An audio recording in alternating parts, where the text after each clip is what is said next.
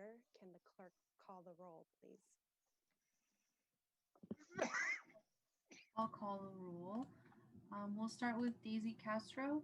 Present. Lenka Wright. Present. BJ Fado.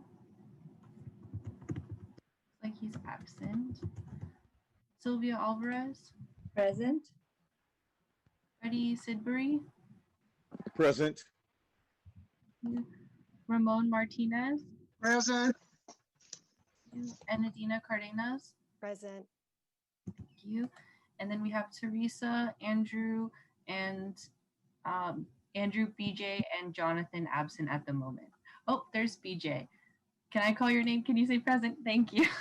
Present. Sorry, everybody. I jumped from one to the other. That's okay. Perfect. We have a quorum. Excellent. Is there a motion to approve the orders of the day? I move. Second. So I'll call the roll to vote on that. Daisy Castro. Aye. Jonathan is not here. Lenka. Aye. BJ. Aye. Sylvia. Aye. Freddie. Oh, sorry, I couldn't hear you. Aye. Thank you. Aye. Ramon Aye. and Adina. Aye. Thank you. That motion passes. Great. Item number 2, public record. There's no public record, so we'll move on to item 3, which is the consent calendar to approve the minutes of our May 20 meeting. Before we vote, is there any member of the public who would like to address the consent calendar? There are no hands raised. Okay, thank you, Tony. Would any of the commissioners like to pull the item for discussion? I see no hands raised, so can we make a motion to approve? I move that we approve the minutes or the consent calendar. I'll second. Thank you both. Clerk, can you please take the roll? Yes. We'll start with Daisy Castro again. Aye. You. Lenka Wright. Aye. BJ Fadum. Aye. Sylvia Alvarez. Yes. Freddie Sidbury. Aye. Ramon Martinez. Aye. And Adina Cardenas. Aye. Thank you. That motion passes. Great. The next order of business are the reports. However, there are no reports today, so we'll move on to item 5, public hearing. There is no public hearing tonight. Item 6, old business. There's no old business agendized. So we'll move on to item 7, new business. We have 2 presentations today. The first presentation from Redistricting Partners on redistricting law and redistricting criteria. And I'm so excited to recognize a face, Angelo Anchetta. Professor Anchetta, I was my constitutional law professor some years ago. So nice to see you. I'll turn it over to you. Wow, that's great.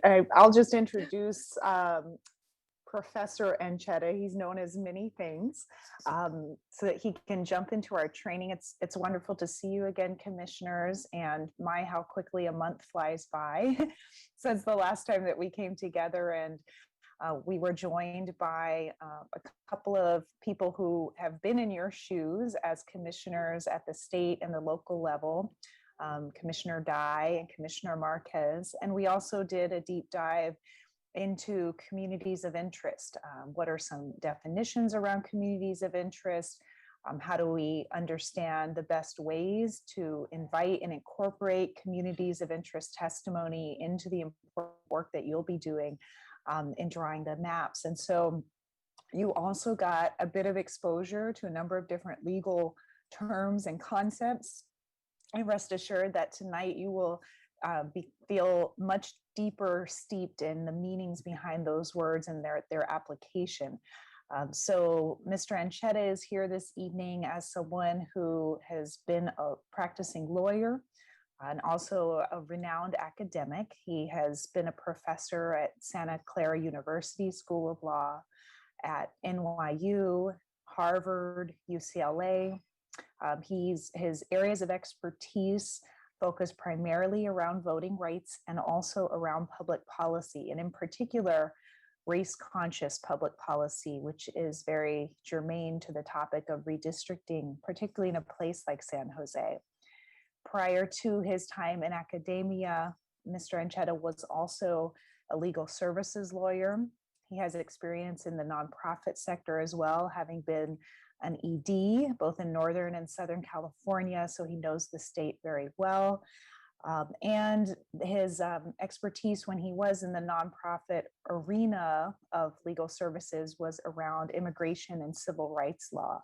So you're really in great hands for this presentation this evening. And so we've asked Mr. Anchetta to share a backdrop of understanding at a federal level, what are the legal parameters really guiding the redistricting process nationally? And how does that play out in terms of the work that you'll do day to day as you move through this process? I met Mr. Anchetta because we were commissioners together, also on the California Redistricting Commission. As you can see, I had really great company on that. And so it's wonderful to be able to have him speak both from the perspective of someone who knows the law so well, but also someone who's had to really apply it in practice when it comes to redistricting. So with that, I'll pass it to Mr. Anchetta, former Commissioner Anchetta, and we'll have, as always, really ample time for discussion and questions as he's here with us this evening. So thanks so much. Great. Well, thank you, Connie.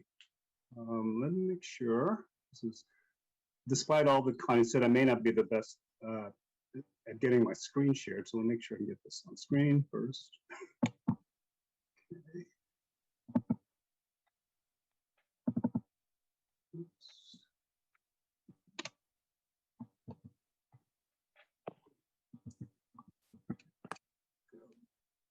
Just a moment.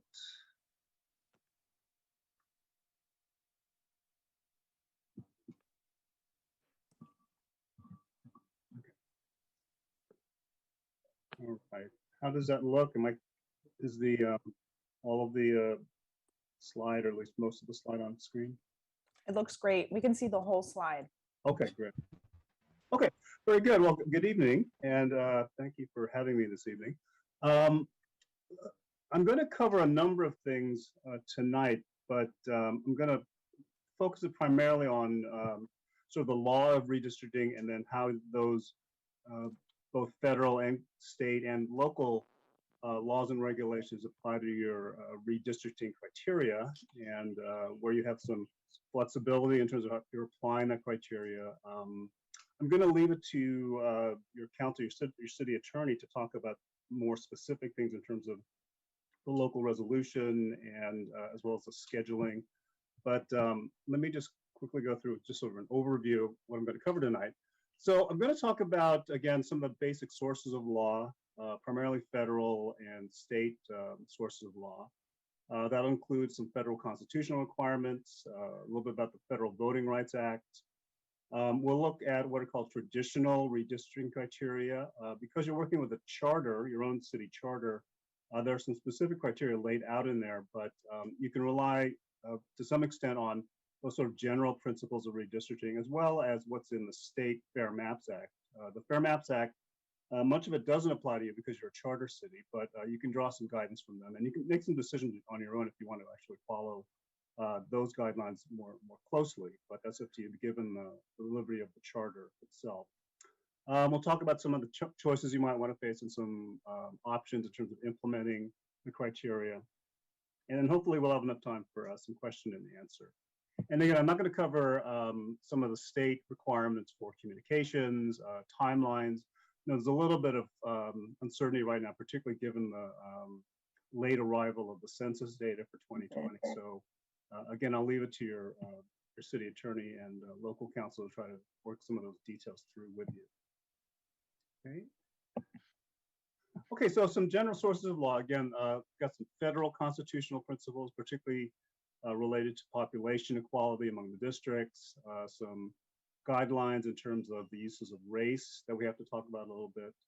The Federal Voting Rights Act, which is applicable throughout the country and certainly may apply to some of the districts you're drawing for San Jose.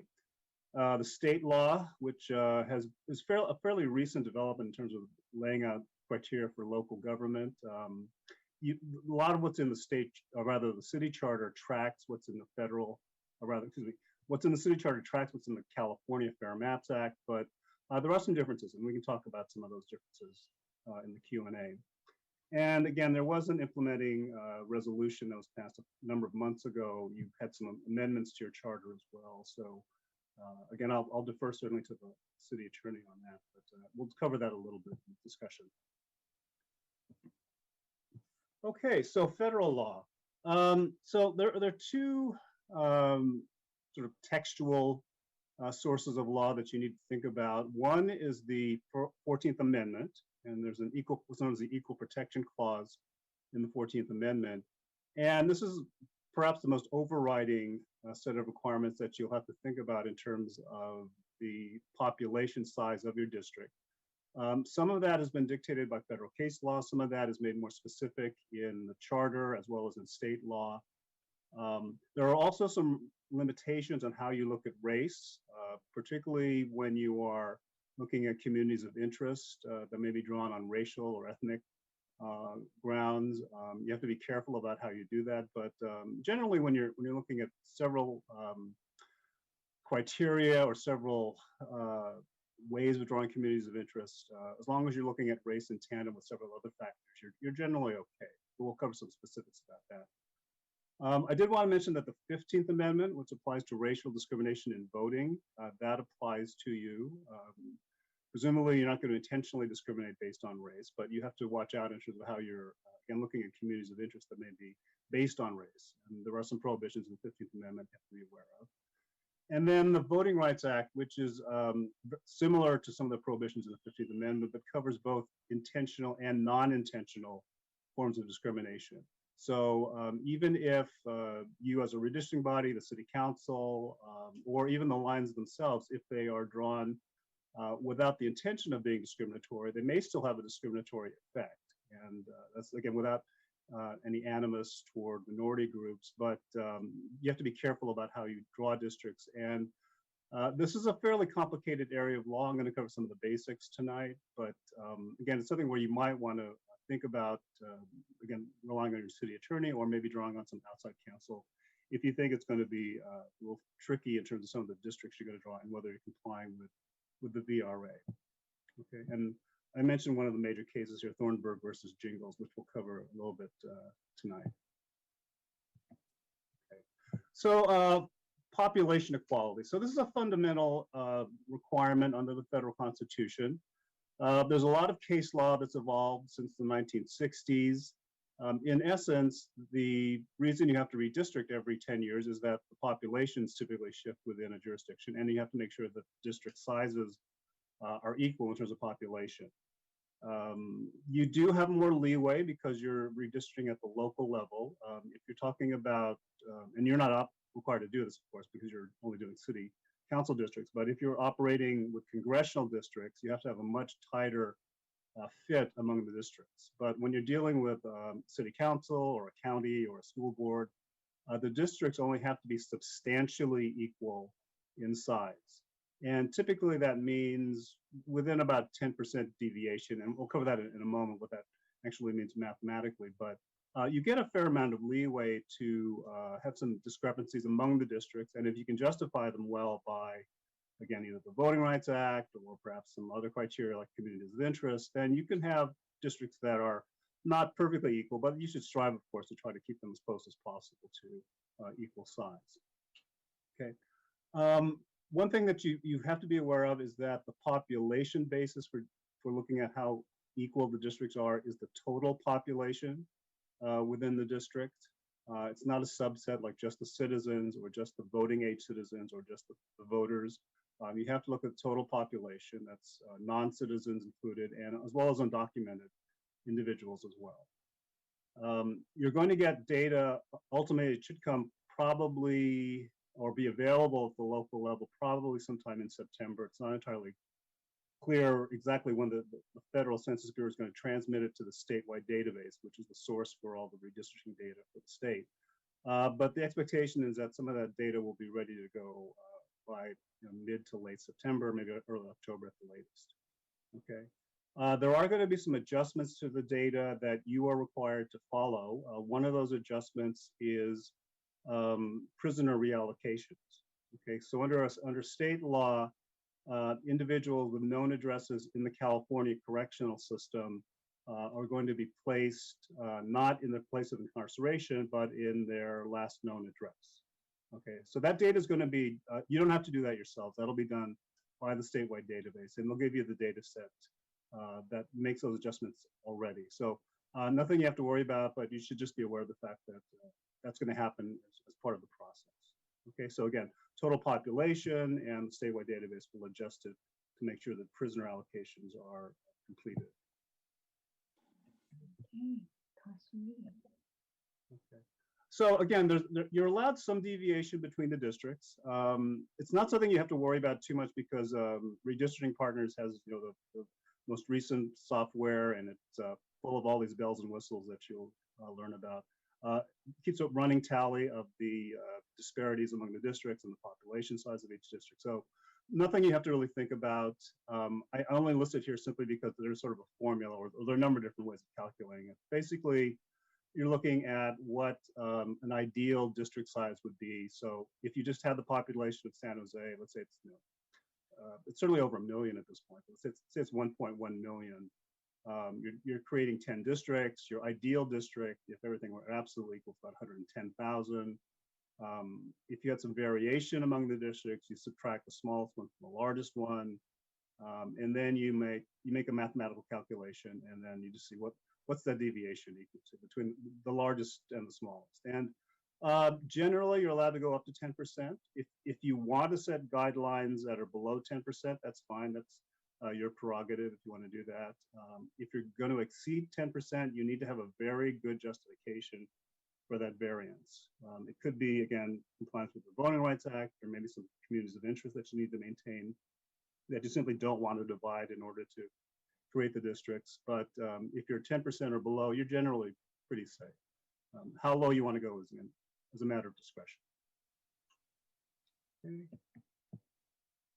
The 14th Amendment also has some prohibitions on racial gerrymandering. This will become, I think, clearer as well when we talk about the Voting Rights Act and race-based communities of interest. But there is an overriding concern with the use of race as what's known as a predominant factor in redistricting. Now, there are some exceptions to the use of race. Certainly, if you're trying to comply with the Federal Voting Rights Act and create districts that don't dilute minority voting strength, and I'll cover that in a few moments in terms of what that actually means. But you have to consider race, obviously, when you are trying to look at districts that will maintain minority opportunities, minority power within a district. So that's certainly a consideration. That's a way of looking at race as an important factor, if not the predominant one. That generally, if you are relying on the Federal Voting Rights Act, will get you sort of an exception to this prohibition. Typically, when the courts have looked at this problem, it's what might be called the overuse of race, or race is sort of the only thing that's being considered. There's an attention to the shape of the district. If it's sort of very oddly shaped and not very compact because you're trying to pick up minority populations throughout the jurisdiction, that might trigger this problem. The main thing here is that either use the Voting Rights Act and be confident that you're complying with the voting rights in the consideration of race, or if you're looking at communities of interest or some other factor that you want to take into account, that you are looking at other factors as well. So, certainly you can look at race in tandem with income, economic status. There may be some geographic factors. There may be things related to, say, housing patterns or rental versus home ownership.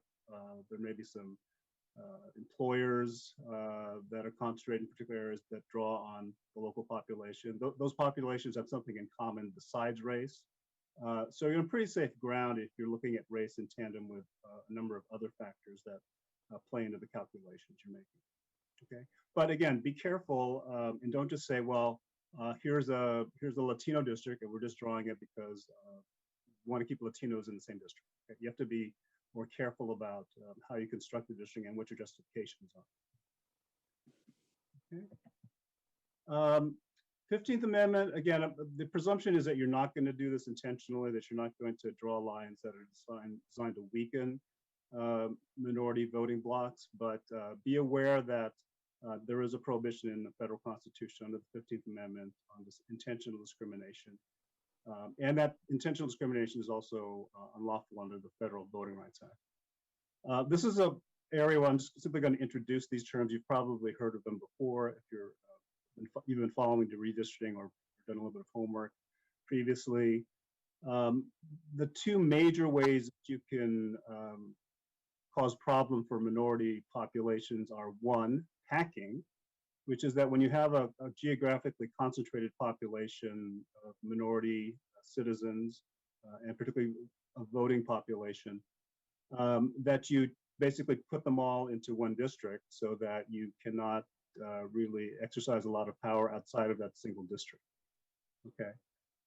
There are times when you want to try to concentrate minority voters, but there can be problems if you put too many of them into a single district, so that you're in essence diluting the strength of voters who could be put in another district and exercise power in that second district. So packing can be a problem. The other term that's often used is what's known as cracking. Excuse me. What's known as cracking, and that's simply splintering minority populations. So where you might be able to have a concentrated population within one district, there might be, say, a majority population that could control a district. You divide it up into multiple districts. So you split it between 2 or 3 or even more districts, and in that sense, dilute the power of that voting. Okay, so packing and cracking. And again, these are terms that come up in various contexts, whether it's the 15th Amendment, the Voting Rights Act. You can talk about, packing and cracking on party lines.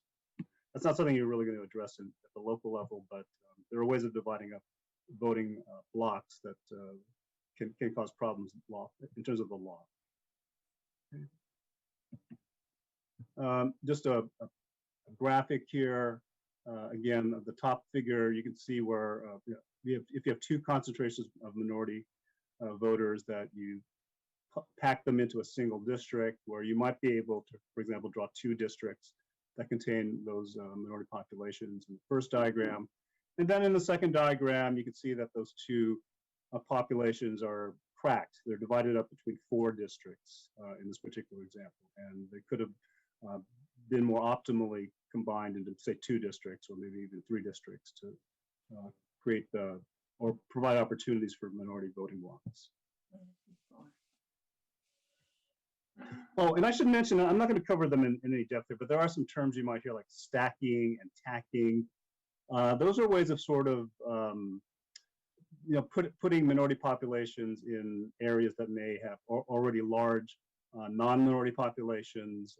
They're a little more specific than the terms packing and cracking, but I'm happy to talk a little bit about those. There's not necessarily a universal definition for what's called stacking, but there are different things you can do to try to move minority populations and combine them with other populations that dilutes their voting power.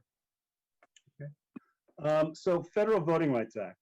Okay, so you are bound by the Federal Voting Rights Act, and just as a bit of, or as a reminder, there have been other sections of the Voting Rights Act that were in place. They were not necessarily applicable to Santa Clara County or San Jose specifically, but you might have been aware of what's called Section 5 of the Voting Rights Act.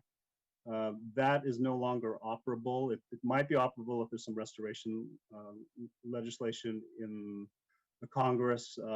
It's not likely at this point that legislation is going to move forward, but it is possibly going to be introduced and might progress. It's something to maybe stay on top of, but it's probably not going to be affecting you at this point. But I certainly want to be aware of Section 5 and whether San Jose might be covered in the next several months. But it's sort of a low percentage possibility at this point. So. Section 2, however, which is a general anti-discrimination provision of the VRA, the Voting Rights Act. Section 2 does apply nationwide, and it does apply to San Jose. So you have to be aware of some of the Section 2 requirements. Okay. So Section 2 covers racial minorities and what are known as language minorities. The text of the law is a little bit different from other civil rights laws in that it specifies what are called language minorities. In essence, this is a way of covering Latinos. If you didn't already consider Asian Americans a racial minority or Native Americans a racial minority, that's part of their inclusion as language minorities. You might be aware of language assistance provisions that are applicable both to the city of San Jose and to much of California in terms of providing language assistance in voting. Not directly relevant here, but certainly it's part of what you need to think about as you're doing your outreach and education efforts among multiple communities in San Jose. But the thing to note here is that other groups that are not specifically covered under the VRA, other ethnic groups are not required to be, or you don't have to look at them necessarily in terms of Voting Rights Act compliance, even though you might have a number of communities of interest that are based on different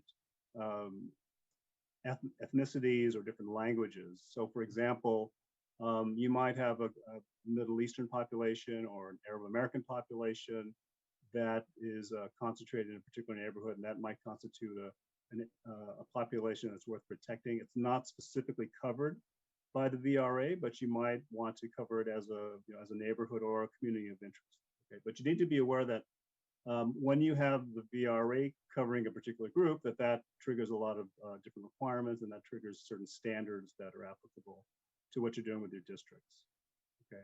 Again, it's typically occurring through packing or cracking. We'll cover in a moment what that means in terms of some of the districts you're going to be drawing. There is a major case called Thornburg versus Jingles. We'll cover that in a moment in terms of the test under Thornburg versus Jingles. The thing that's important to know is you are, in essence, complying with the Voting Rights Act by anticipating potential litigation under the Voting Rights Act, and then drawing districts that you think would not subject you to litigation, or if you were to be sued, you'd be successful in winning that lawsuit. Okay, it's not a set of requirements that are set out in the law and say, here, draw this kind of district. Okay, you have to do that. It's essentially a calculation where you say, well, we think that if we draw this particular district, let's say it's a majority Latino district on the east side, for example, we would say, well, I think we're going to comply with the Voting Rights Act. We're going to minimize our exposure to litigation, or even if we were, we could defend on the basis of our interpretation of the VRA and how we drew those districts. Okay, so you may not get sued at all. That's a good thing, but you have to think about it as a sort of a defensive posture as you're drawing your districts. Would we get sued here if we don't draw, say, a majority Latino district on the east side, or don't configure the lines in a certain way? Okay, but it doesn't necessarily mandate, for example, majority minority districts. You can make some decisions that would be fully compliant with the VRA that don't necessarily create highly concentrated populations. Okay, and we'll cover that in just a moment in some details.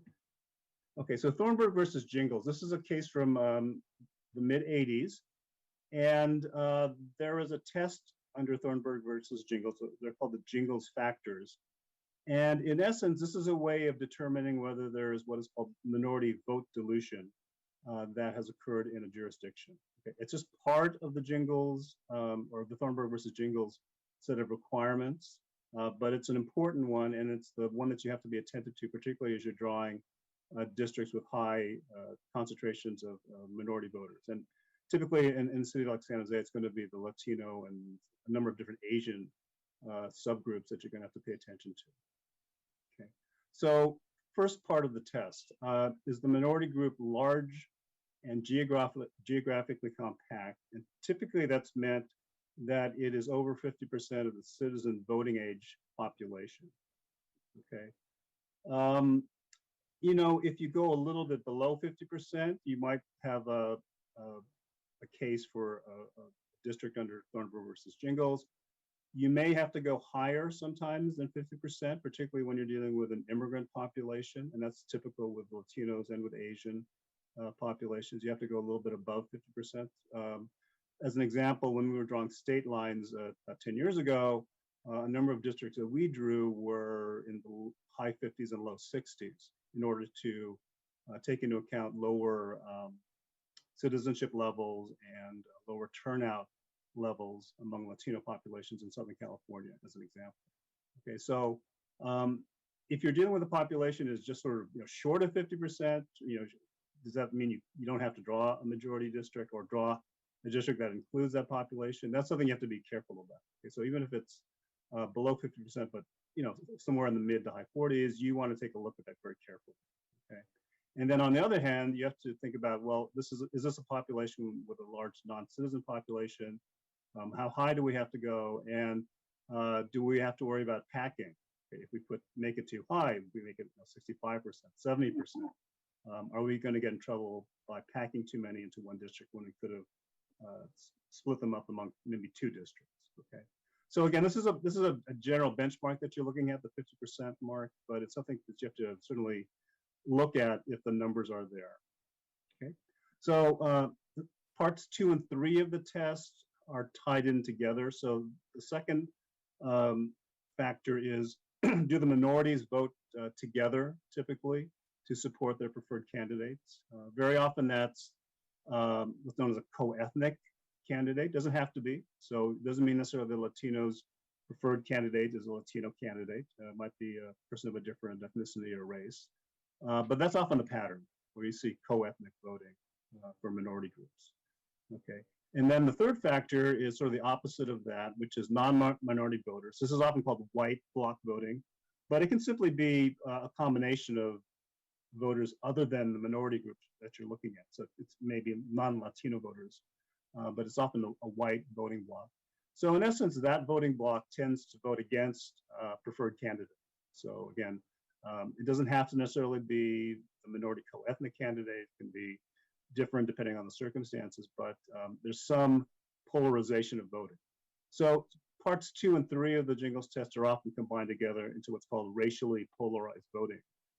And depending on how much you're going to look into this, how much you may have in terms of your budget to do some investigation around racially polarized voting, it's certainly safer to try to get into that kind of analysis, but there are less expensive ways of commissioning it yourself. You might be able to rely on outside groups. There may be other redistricting bodies like the state commission that are doing some polarized voting analysis. So it's something to think about if you have sizable populations that you want to maybe make sure that you're not causing any problems under the VRA. Okay. Let me mention here that there's also a separate set of requirements that are required under Jingles. I'm not going to go through all of this, but in essence, you look at the history of discrimination within a jurisdiction. You have to look at past electoral patterns, a number of different sort of empirical inquiries into how the history of discrimination might have manifested itself within a city or a county. So, as you're going forward, you may hear from different advocacy groups in the city to say, well, we think you ought to draw a particular district under the VRA. I suspect, will give you some, if not polarized voting analysis, they'll certainly give you some arguments to say that there's been past discrimination that you need to be attentive to as you're drawing the districts. Okay.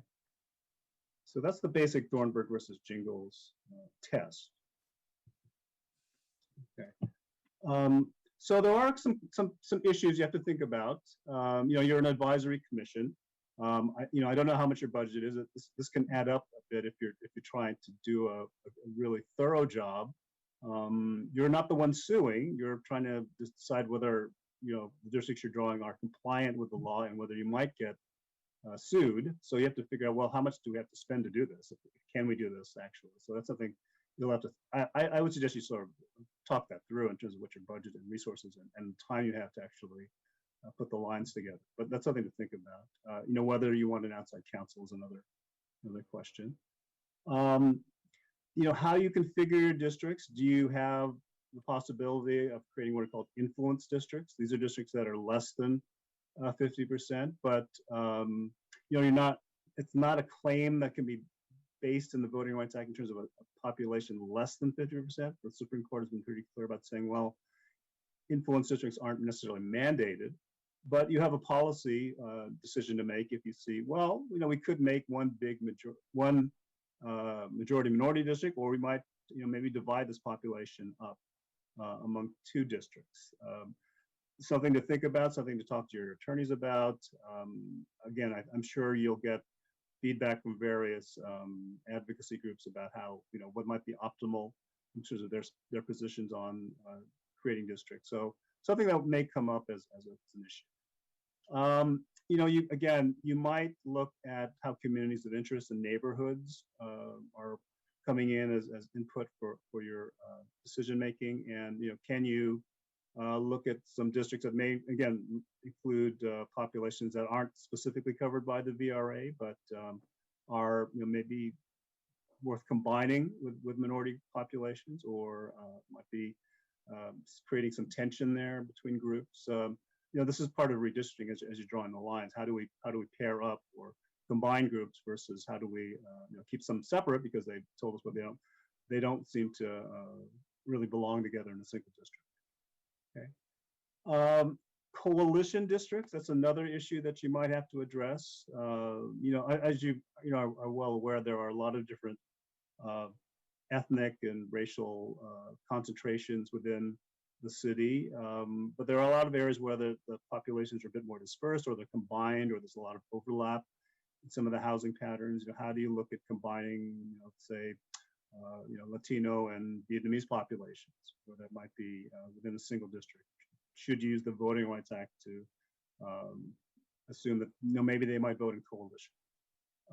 That kind of consideration is certainly possible to look at.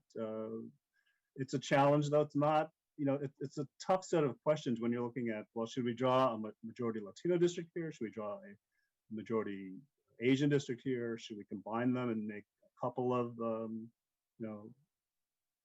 coalition districts? Not easy question, but something that that you might have to think about as you're moving forward. And there's a lot of other criteria that you have to consider as well. So it's something that I would certainly ask you to think about. Don't just sort of look at populations in isolation, but think about how they might be combined. And if you have data to show that there's coalitional voting that's occurred in the past, that's certainly something to take into account as you're drawing the districts. Okay. Okay, so those are some of the basic federal requirements. Let me cover some of the state requirements that are in the Fair Maps Act. Again, there's an exemption for charter cities, and assuming, unless the city attorney tells me otherwise, I'm assuming that the city charter does qualify for the exemption. So there are multiple criteria in the charter for redistricting, and they're very similar to the Fair Maps Act, which covers counties and various cities and school boards. And it's very similar to the state level redistricting criteria as well. But there are a few differences, and I'll cover those in a few minutes. Okay. There are some things that San Jose and other charter cities are not exempt from. We've talked about population equality. It's made more specific in the Fair Maps Act, but you are to look at total population, and you will be dealing with adjusted data for prisoner reallocations. You do have to follow the federal VRA. Just as a side note, the California Voting Rights Act, which is probably not something that's come up as an issue in San Jose because you've already been districted for a long time, but the CVRA applies to local government. City of Santa Clara, for example, nearby, had a lawsuit against them under the California VRA. It doesn't apply to redistricting, so don't worry about compliance with the California Voting Rights Act when you're doing your districting. But be aware that that might come up as an issue in public testimony, but you're not really dealing with that directly. Okay. One other criterion that is in the, or prohibition rather, that is in the Fair Maps Act has to do with a prohibition on considering various criteria, which are basically political criteria. So you're not supposed to be looking at, in essence, the political party or party affiliation of your the district itself, or that's not a consideration you're supposed to take into account. In other words, you're not supposed to draw pro-Republican, pro-Democrat, or anti-partisan districts as you're drawing your districts. Okay, that's not a prohibition necessarily on incumbency, and that is a prohibition that is in the state law, and it can be applied in a lot of places, but you don't have a specific prohibition that I'm aware of. Whether you do want to do that is another question. Obviously, you're an advisory commission to the city council, so incumbency might become a factor as it goes forward, but that's not a specific prohibition that's stated in the state law that applies to you. Okay. So let me go through a couple of these criteria. Now, again, you have, let me just jump forward for a second. Go to the city charter. So the city charter has some language in it that applies various criteria. Again, population equality is at the top, and the VRA applies regardless of what the city charter mentions it or not. But there are a number of different individual criteria that are listed here in the city charter. They're not ranked necessarily, so you have to decide how you're going to prioritize, if you're going to prioritize any of the criteria. And again, a number of these are very similar or track the language that you can find in the state law, as well as in sort of general principles of redistricting. So you've got natural boundaries, geography, cohesiveness or cohesion is a little less clear how that necessarily factors into, or how that tracks general principles. Contiguity is a common factor. Compactness is another common factor. And then you have communities of interest as well.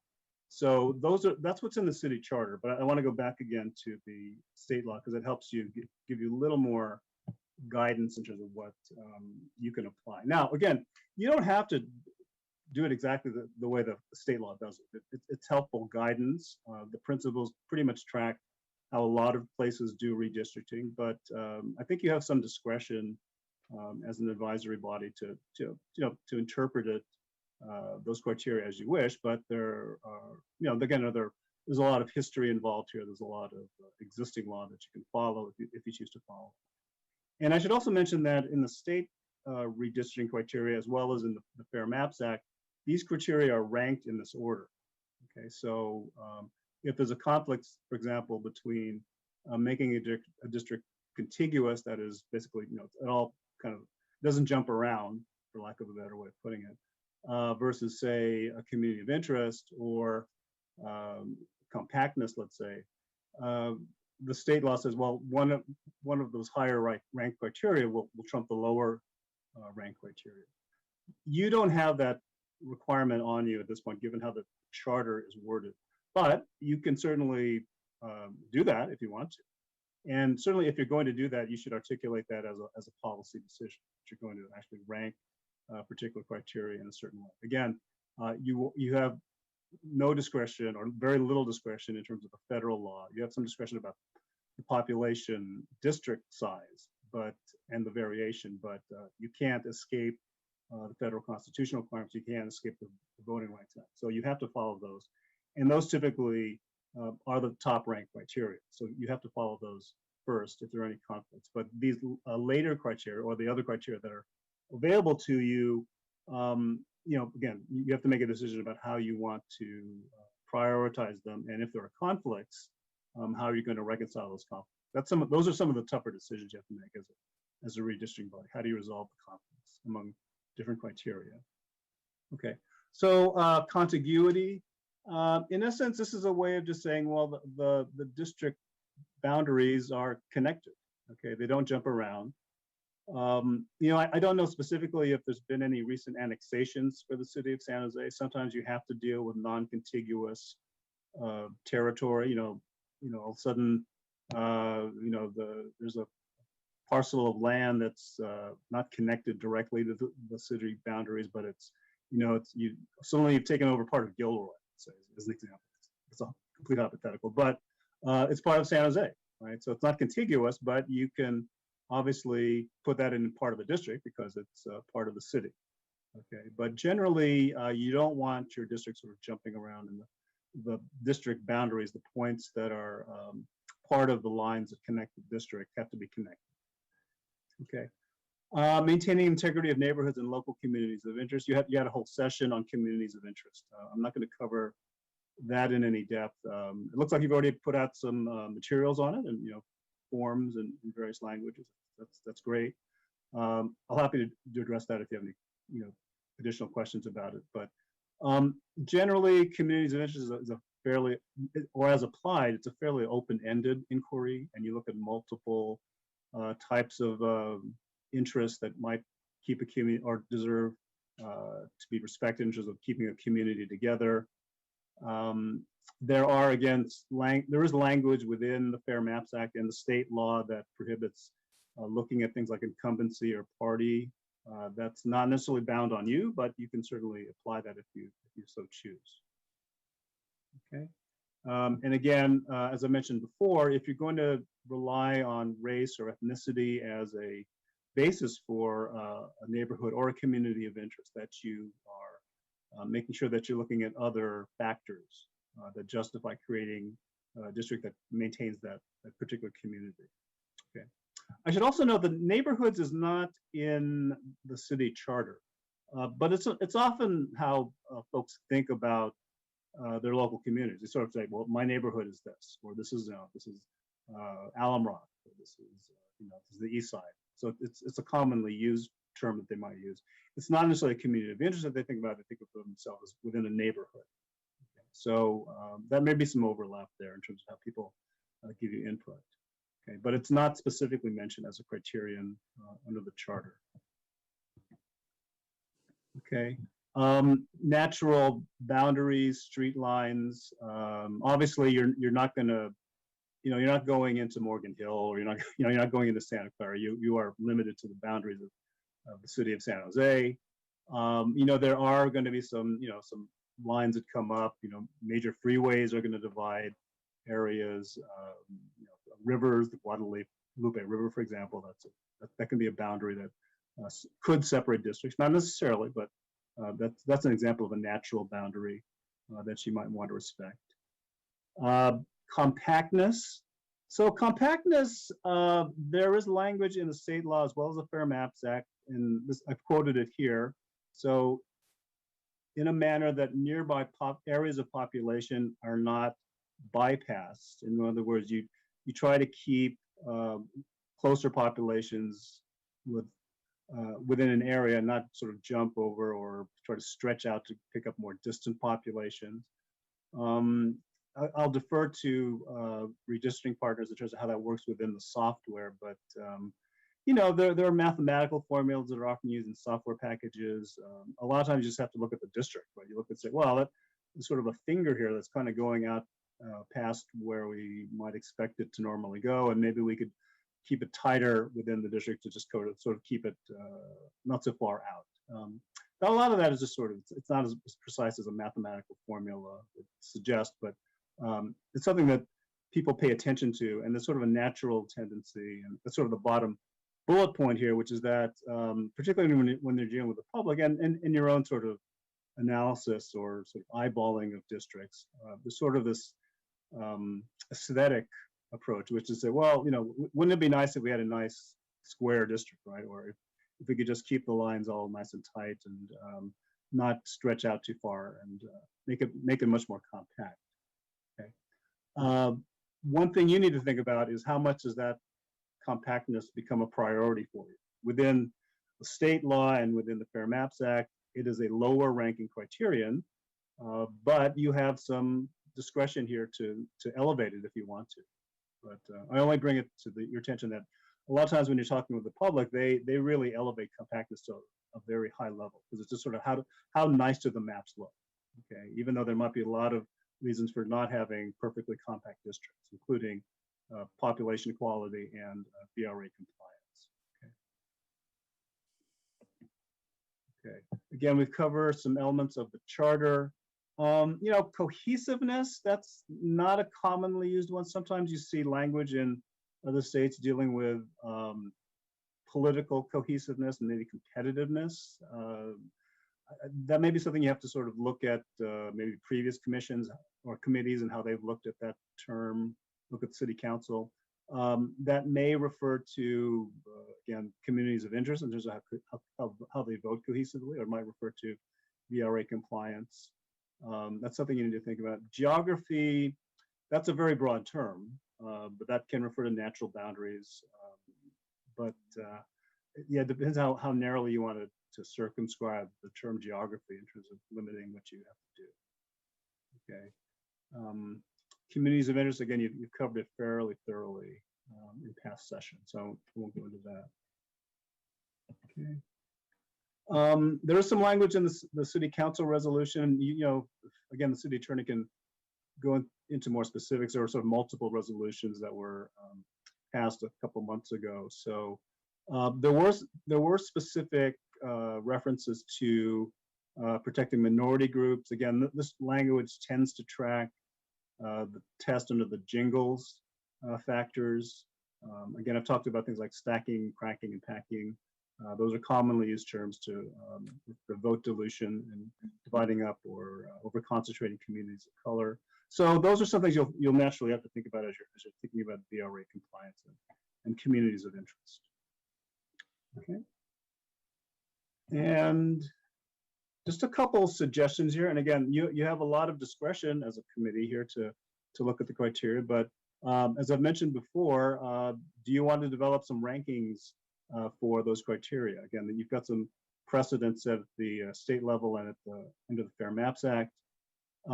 I would suggest that you think about how you're going to address conflicts among the criteria or maybe within criteria. So for example, if you're looking at neighborhoods and communities of interest, how are you going to reconcile competing testimony for what constitutes a community of interest, or what the boundaries are for a particular community of interest? A lot of that is judgment, but a lot of that can be sort of laid out more specifically. So at least you're all aware of what the principles are for reconciling those conflicts. And again, as I mentioned before, just the supremacy of federal law makes the federal constitutional and the VRA requirements overriding.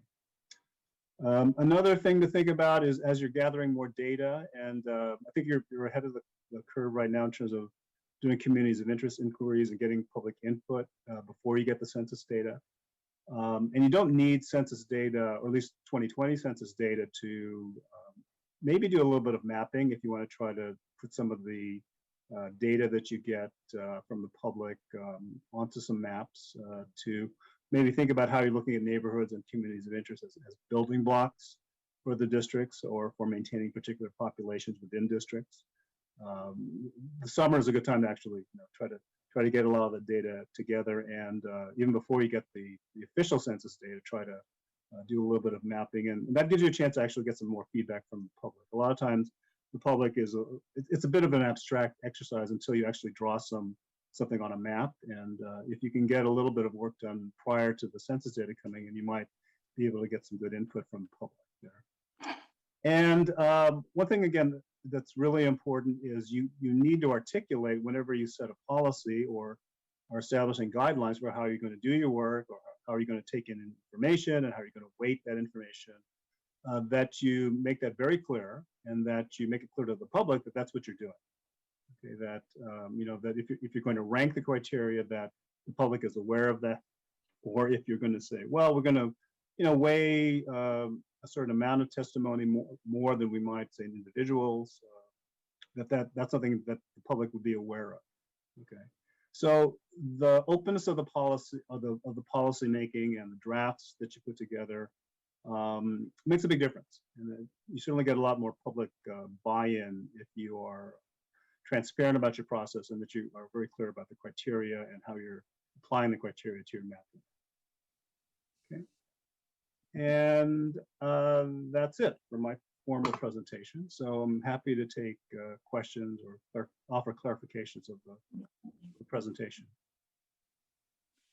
Great. Thank you so much for that informative presentation. Let's turn it over to the public first, if there's any questions or comments from the public.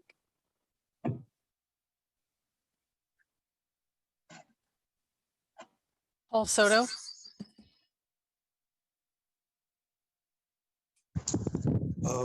Hello, my name is Paul Soto. I have 15 ancestors buried at Oak Hill Cemetery.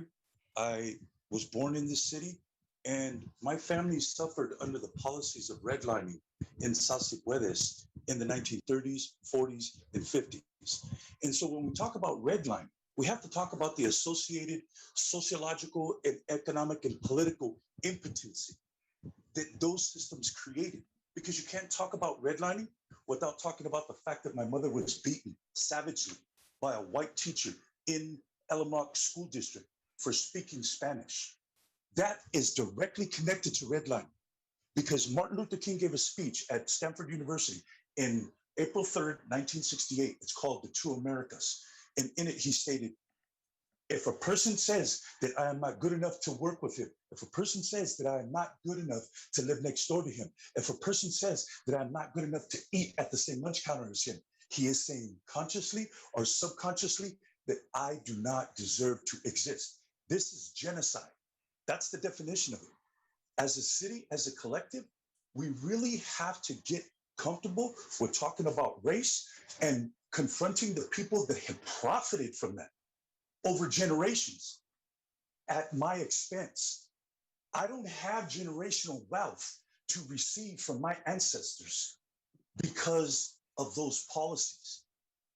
And people in Willow Glen in the Rose Garden area are sitting comfortably on that wealth with absolutely no moral or ethical challenge to the fact that what they're sitting on in this elitist attitude and the power they exert within the council is done because people won't confront these issues because of how politically compromised and people are afraid. I get it. I know people are afraid. I want to thank the gentleman for speaking about the prisoners. I've spent over 30 years of my life in California prisons, over 30. Thank you, sir, for your comments. I see another hand raised. Is that right, Tony? Hi. Can you hear me? Hello? Go ahead, Blair. Hi, Blair Beekman here. Thank you. To try to comment a bit to respect Paul Soto's words, I was just speaking today in Oakland. They're having issues about translation issues for their public meeting process. They don't have the budget money to do that. And San Jose has had a difficult time. Zoom is charging $300 an hour for each language that is put onto the Zoom broadcasts. That's a lot. And I think it speaks to basically to English only ideas that were introduced in the 1980s and that kind of swept through the state and the country, that made the process of multi-languages really difficult. And we're just trying to learn how to address that issue now in San Jose. They've done some good work, but just to be aware of the issue and what we need to work on and work towards, to have some knowledge about our past, it's important how to break through into our good future, because I think sharing languages in the future will be much more important than it has been in the past in this country and in this state and in this area. Good luck in the efforts to work on that. I wanted to quickly offer, thank you for for this item. It was spoken about at the Charter Commission meeting this past Monday. It was very nicely asked, how are we going to consider in the next few years, the next 5 years, and the next decade, the ideas of natural disaster that include wildfires, sea level rise, and a possible large earthquake in the year 2023 or within the next decade. It was answered that it has to go through the city manager and for the city manager to come back with reports to the study group and explain things, which, you know, it's a fine system. Don't be afraid to talk to each other openly about the subject matter and try to come to realizations and understandings. And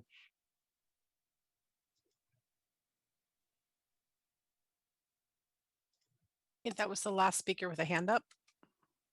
Okay, thank you. I'll now turn it over if there are any questions from our commissioners for our presenter. You could raise your hand. I don't see any hands, so I'll start. Mr. Anchetta, you didn't speak too much on the community of interest component. To me, it's still kind of a very abstract idea.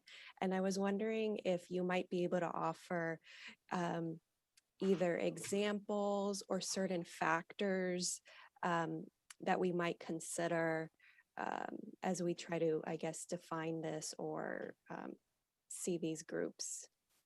Yeah. Well, yeah, you're right to identify this as a bit fuzzy concept because it is, and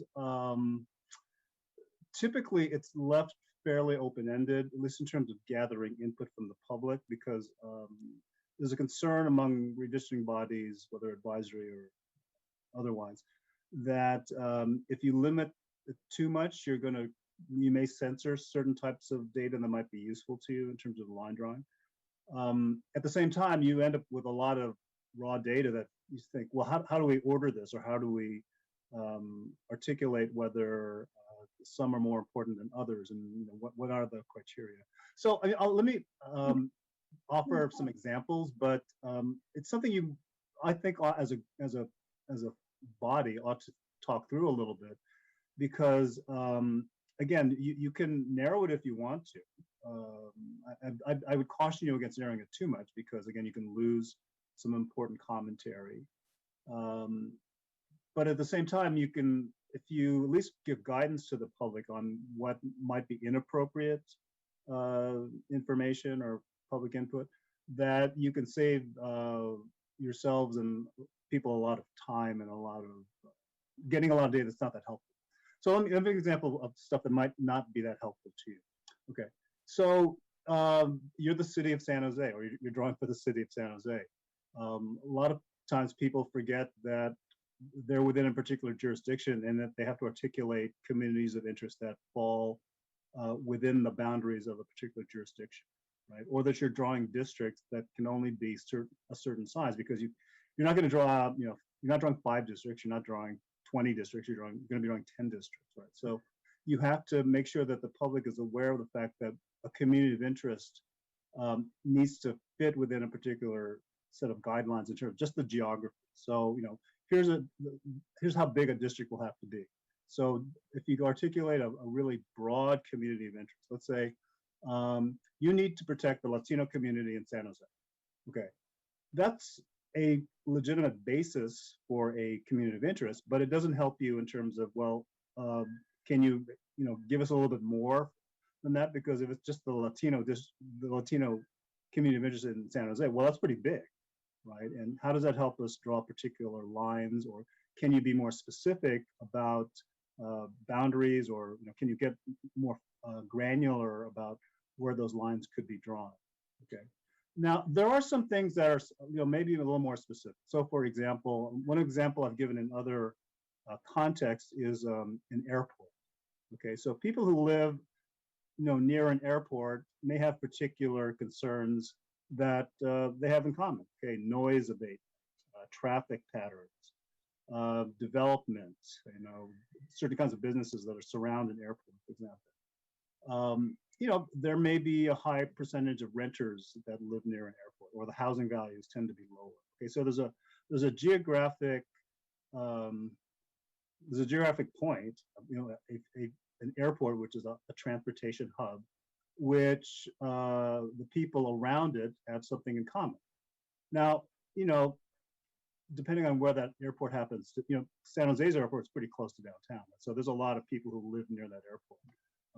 Other airports may be sort of further out, or even at the very edge of a city. So how you factor in that kind of thing can be a good example of how you have a very well-defined geographic entity, an airport, a physical space, which has jobs and things things literally flying in and out of it that affect the people who live near it. And that's I think a good example of, well, do those people have enough in common that those interests need to be represented on the city council. Okay. So a lot of this also ties in with what are appropriate policy-making responsibilities for the city council as well, because and again, the public often doesn't think about, well, city council, I need to think more about more local stuff than big stuff, big stuff that might be handled on the federal level. So if I come in saying, well, we need to do something about immigration, right? And maybe there's an interest that concentrates because of immigration interests. Well, there are local policies that deal with immigrants and immigration. There's federal border policy, which is not something specifically that might be under the purview of the city council, but it's something that ties, there's some areas of that enforcement that tie in with city council decision making. Okay, so do the interests that are being articulated actually relate to being represented by city council policies or by a city council member who's in a particular district?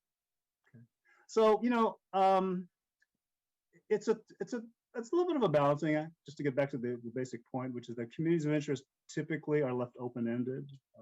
But if it's too open-ended and just say, oh, no, talk about your community, well, you just have to be prepared to get a lot of data and it's sort. Okay. One of the harder questions you have to deal with, particularly if you have a high volume of community of interest testimony, is how do you weight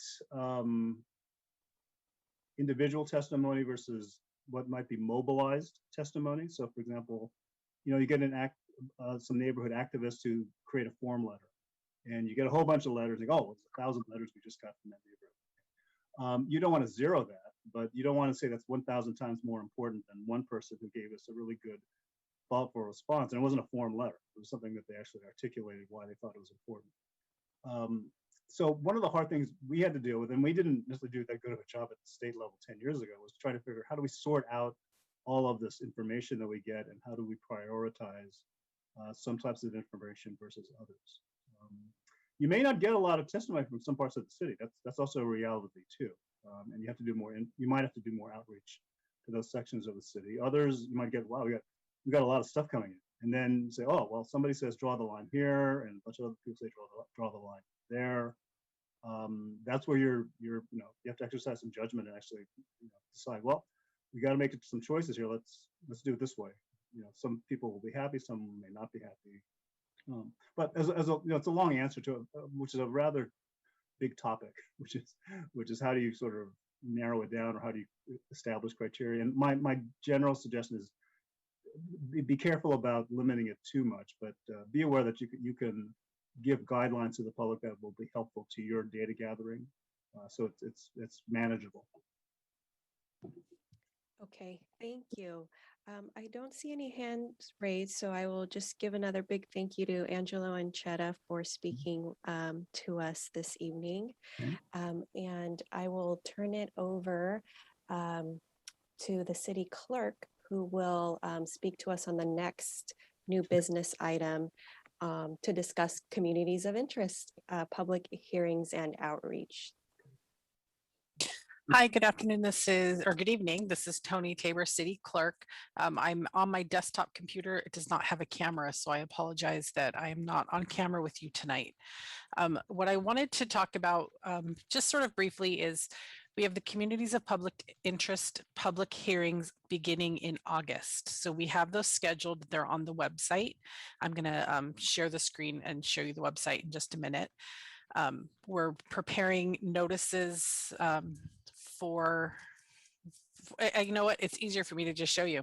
I can talk through the website a lot easier than just trying to introduce it.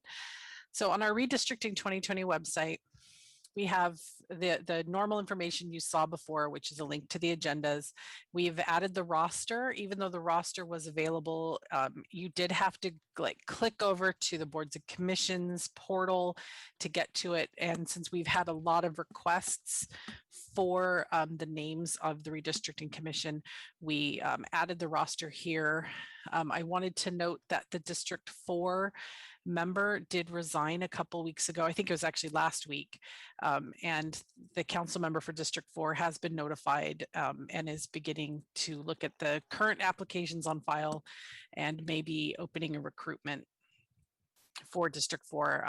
I did let him know that we would like the person appointed at least by the August 3rd meeting so they can start attending the public hearings in August. So our meeting schedule through September is still the 3rd Thursday of every month, but then we have the schedule for public hearings. These are being held in the hub community centers of each district. So there may be libraries or whatever. We decided to go with the hub community centers because they have the largest community rooms for us. And we got feedback from some of the commissioners on when they're going to be on vacation. So these districts are kind of chosen with that in mind. So you see it doesn't just go 1, 2, 3, 4, 5. This is designed around your guys' schedule, and District 4 being vacant, we kind of wanted to put it last so that person can get up to speed and watch all the meetings that they've missed so they can get trained before their district has their hearing. So there was some thought put into this. We have 3 weekends in a row in August, 2 per Saturday. These will be hybrid meetings, so you can attend by computer. If it's your district, we're asking if you could attend in person, but otherwise you can attend by Zoom. You are going to be our test case for doing community meetings in the hybrid world at community centers. So I've got a special camera on order that I won't say the brand because I don't want to sound like I'm advertising it, but it's supposed to swivel automatically to whoever's speaking. So that person will be on camera. I'm a little excited about it. So these are the locations, the dates, and the times. We've done one at 10 a.m. and then 2 p.m. So we can have time for those of us who are going to be there in person to move between the 2 districts. And then the other thing I wanted to show you is we have the communities of interest. I just received this morning this blurb translated into the different languages. So I'll get that updated tonight or tomorrow morning. So this blurb will be in Spanish, Vietnamese, Chinese, and Tagalog. So we will be having Spanish and Vietnamese interpreters at those communities of interest public hearings. That's what I have approval for from the budget office. I put in a request for all of the languages that didn't get approved, but we will do them upon request. So if we're in a district that has a large number of Chinese speakers, we can bring in interpreters. They just won't be at every single community of interest public hearing. Any questions about these? Yeah, I have a question. Okay. Okay, the community center that I have is on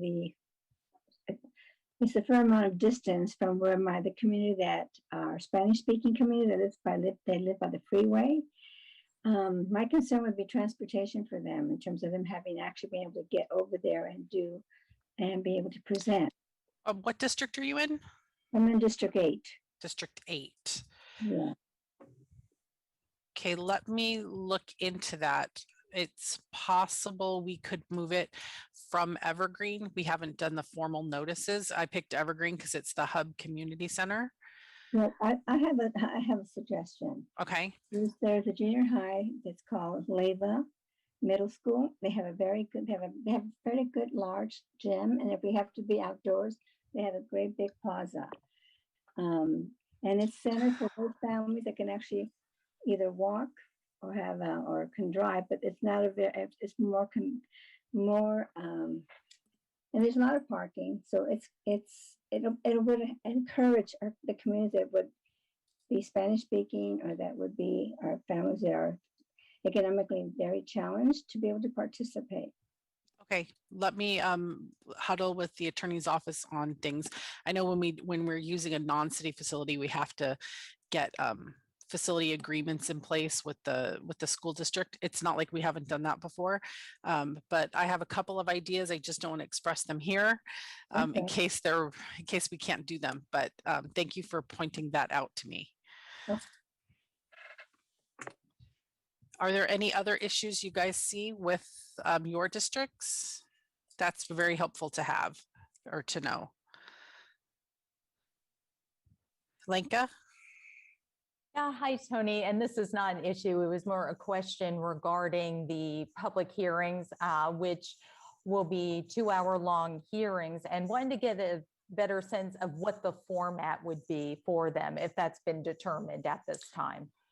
Redistricting Partners has a presentation, so they'll be doing a presentation, and then it's pretty much we're working with Redistricting Partners to do that presentation, and then the public will have the opportunity to physically draw lines on maps, to circle communities of interest.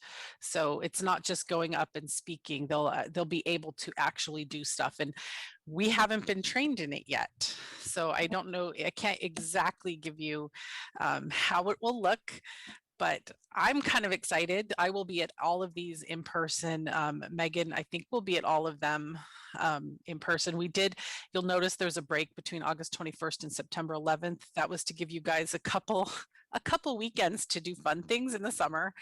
But we will definitely be there. So District 1 and 6 are going to kind of be our guinea pigs. It'll be the first time we do it. And by the time we get to districts, 8, 9, 10, we'll really know what we're doing. But that is the format, a presentation, and then they can speak and draw lines on maps. Great, very good. Thank you so much, Tony. And the 2-hour, they could be shorter than that. I talked with Redistricting Partners, and they said typically not more than 2 hours. So that's why I did 10 to 12. It might go slightly longer, it might go shorter. And we will need a quorum at each one of these. The quorum can be made up with Zoom attendees though. So you do not have to be there in person if you cannot. Like if you're out of town, you're on vacation, you can bump on for a couple hours of your trip via Zoom. Freddie? Well, I just want to ask, what logistics have you put in place to notify the public in these various locations? Community people is basically what I'm speaking of. Right, I've already sent the information to all the council offices to put into their newsletters. So this information will be there. I have also direct mailing lists from most of the council offices, not all of them. They've given me access to their big neighborhood lists of everybody who's subscribed to their newsletters. So I'll also be directly contacting those people. I'll send this notice out to all boards and commission members as well, because a lot of boards and commission members are people who are involved in the community. So they will also get a notice. I'll put it on social media. I just got access back to my Facebook. So I'll be doing a Facebook paid ad that will go out to the whole city of San Jose via Facebook ads. I've done that before, and it does reach quite a few people. So we'll be doing that as well. And then I will be issuing a press release that maybe the press can pick up on it. I'm still locking down these dates with the community centers. My contact was on vacation. So before I want to make sure these locations are the accurate locations before I go in and actually send off a notice to everybody.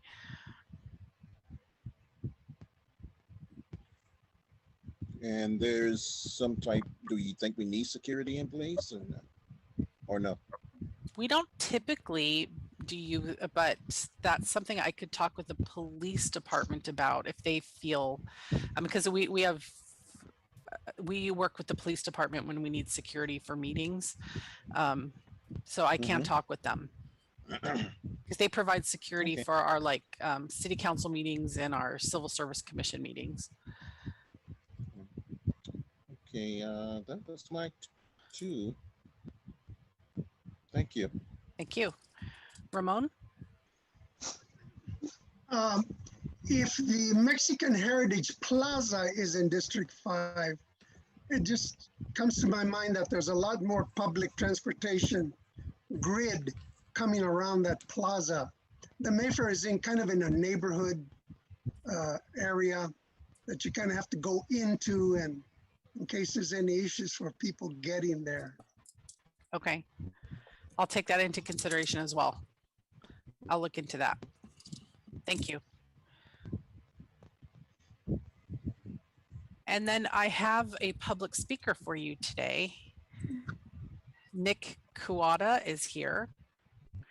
And I'm going to botch the name of your organization, Silicon Valley Community something. Close. It's the Silicon Valley Council of Nonprofits. Don't worry, that's why we shortened it to SVCN. No one Yeah, that's what I'm like, remembers it's the actual SVCN. That's what I know it as. Thanks, Tony. Just wanted to take a quick moment of the Commission's time. Thank you first and foremost for the work that you are doing. I am the Policy Director, Nick Kuwata, for Silicon Valley Council of Nonprofits. We have around 200 nonprofit organizations that are our members. And we are excited that this process is in full swing in the city of San Jose. So what we will be doing is teaming up with an old friend of yours, Jonathan Stein over at Common Cause, to put on 3 redistricting workshops starting on July 30th, then July 7th, and July 14th, all from 2 to 3 p.m. for our nonprofit partners to help spread the word on how to engage with communities of interest. So to Commissioner Sidbury, your question about how is this getting out to the public, we are dealing directly with those agencies who deal with those communities to get them there.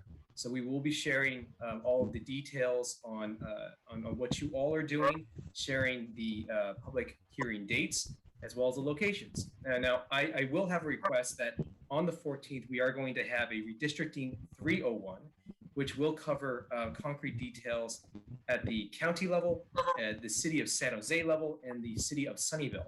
So if possible, we'd love to have a speaker from this commission to come out and speak at that webinar. But we are always happy to help out where we can and spread any information that you need to be spread out to our nonprofits. We are happy to help. Thank you.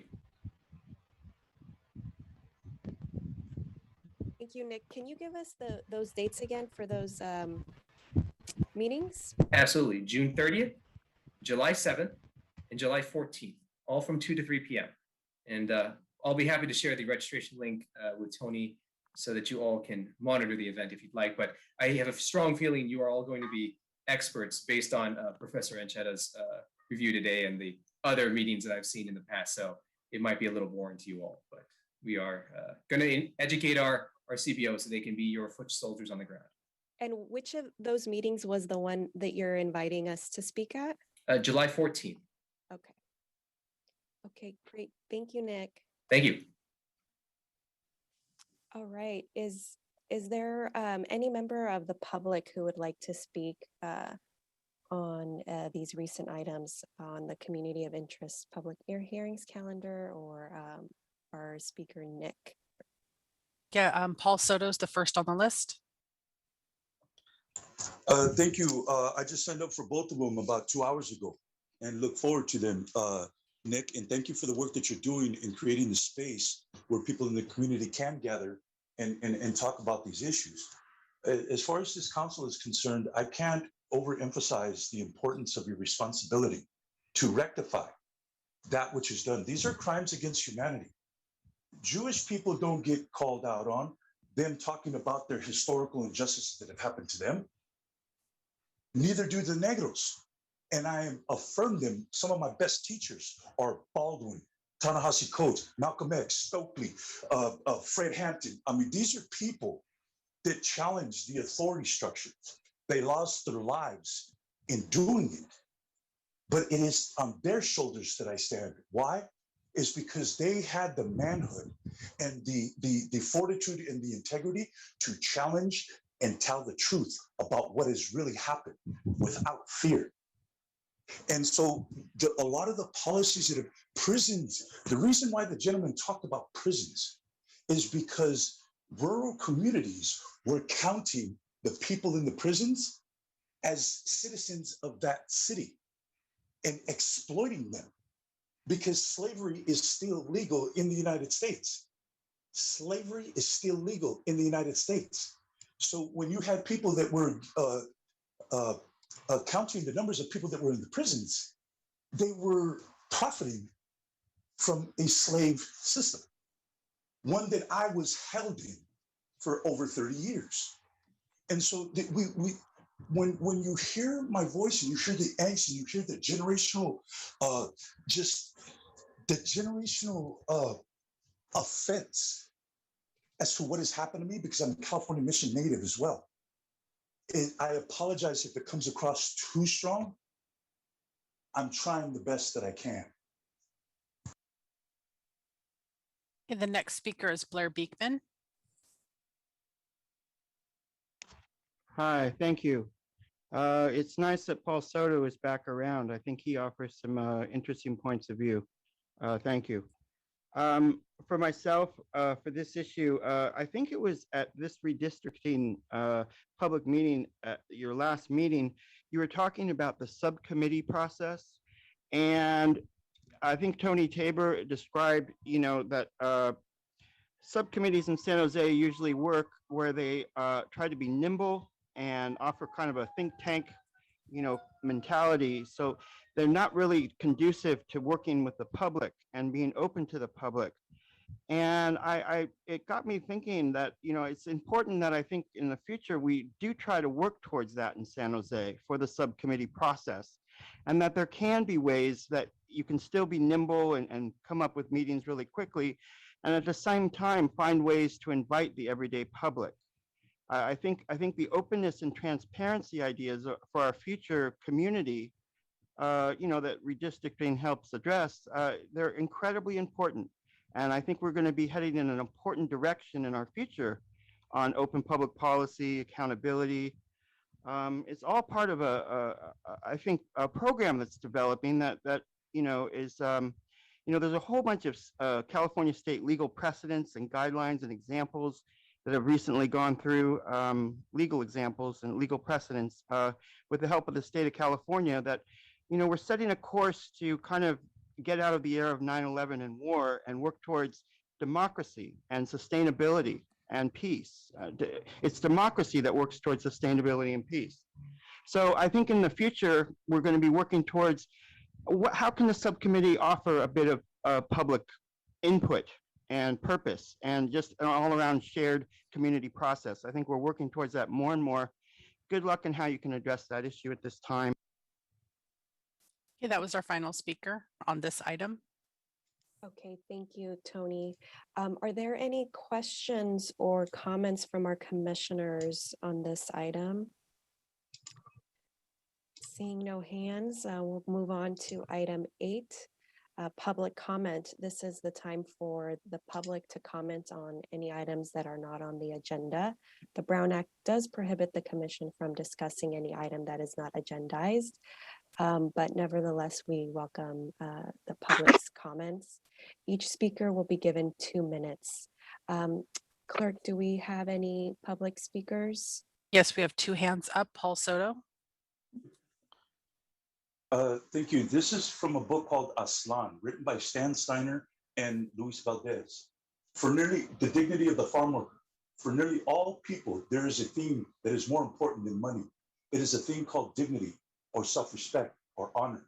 And it shows itself in many ways. Sometimes it is shown by the man who will fight when he is insulted.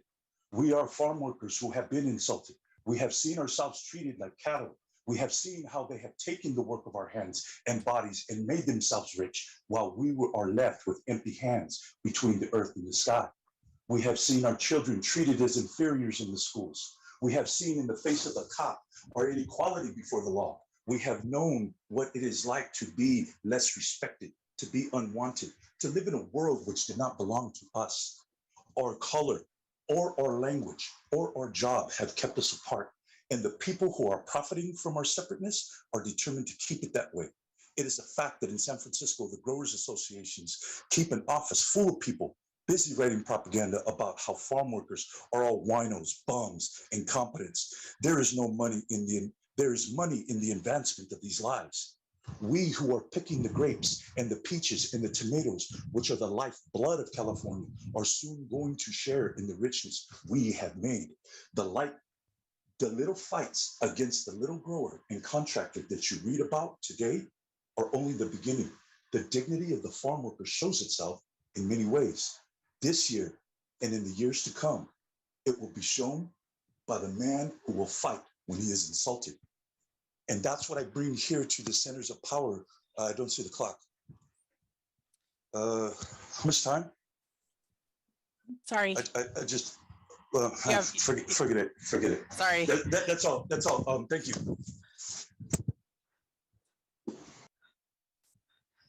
The next speaker is Blair Beekman. I apologize for that. I'm used to having somebody else running public speakers. I forgot to share my screen.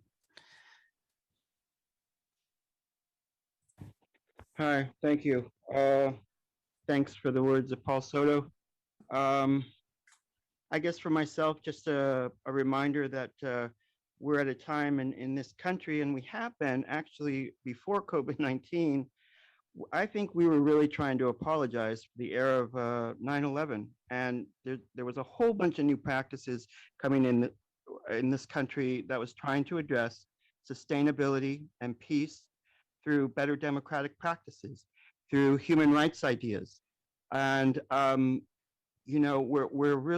we've been working on this now for a while, pre-COVID-19, and I think it's these practices that the world is going to sit up and take notice about what we're trying to address for our future and what can be sustainability. So I'm hopeful, and this COVID was a real bummer, and but I think that whatever COVID has created, I think they're seeing what we are creating and what we were creating before COVID. That's what's going to be our future. And these sustainability ideas about better democracy and open democracy based on open public policy ideas, I think they're going to be really important for our future, and we're going to really rely on them more and more. And it'll be an interesting time in the next 5 to 10, 15 years, I think.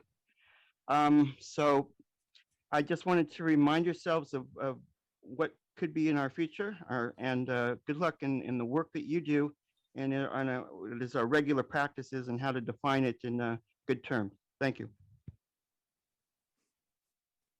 If there's no more hands up. So moving on to item 9 is the meeting schedule and agenda items. Our next regular meeting will be on July 15th, 2021 at 6 p.m. still via Zoom. And that brings us to the end of our meeting. This meeting of the Redistricting Commission is now adjourned. Thank you for your attention. See you next month, everybody.